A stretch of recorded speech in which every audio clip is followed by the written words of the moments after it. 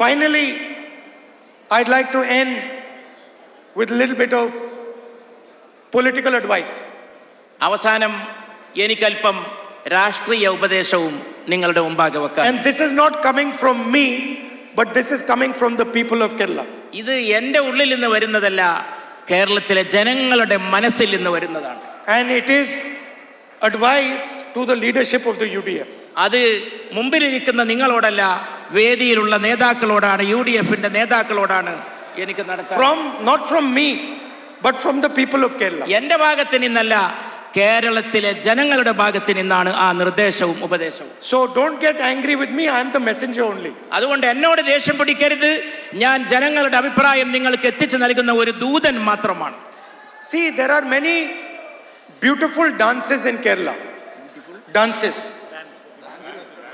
കേരളത്തിൽ വളരെ സുന്ദരമായിട്ടുള്ള നർത്തകരുണ്ട്.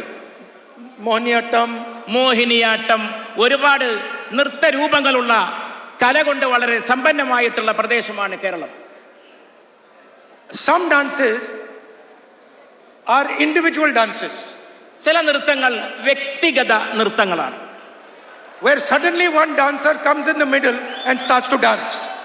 ഒരാൾ മുന്നോട്ട് വന്നുകൊണ്ട് ഒറ്റക്ക് നൃത്തം ചെയ്യാൻ തുടങ്ങും, അത് ആളുകളെ ആകർഷിക്കും. Like in Mohiniyattam, one person dances. Mohiniyattam നോക്കൂ, ഒറ്റ വ്യക്തിയാണ് വേദിയിൽ വരുന്നത്, ആ ഒറ്റ വ്യക്തി നൃത്തം ചെയ്യുന്നു. And then there are also group dances where everybody dances together. അതോടൊപ്പം സംഘനൃത്തങ്ങളുമുണ്ട്. ആ സംഘനൃത്തങ്ങളിൽ ഒരുപാട് പേർ ഒന്നിച്ചു ചേർന്ന് നൃത്തം വെക്കുന്നതാണ് നാം കാണാറുള്ളത്. Now, when a group dance is taking place, suddenly if one person starts to dance, it looks ridiculous.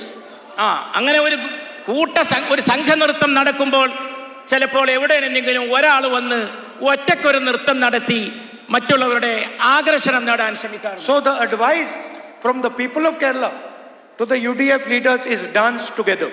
അതുകൊണ്ട് കേരളത്തിലെ UDF നേതാക്കളോട് എനിക്ക് നൽകാനുള്ള ഉപദേശം, കേരളത്തിലെ ജനങ്ങൾക്ക് വേണ്ടി നൽകാനുള്ള ഉപദേശം, ഒന്നിച്ചു ചേർന്ന് കൂട്ടമായി ഒരു സംഘനൃത്തമായി മാറൂ.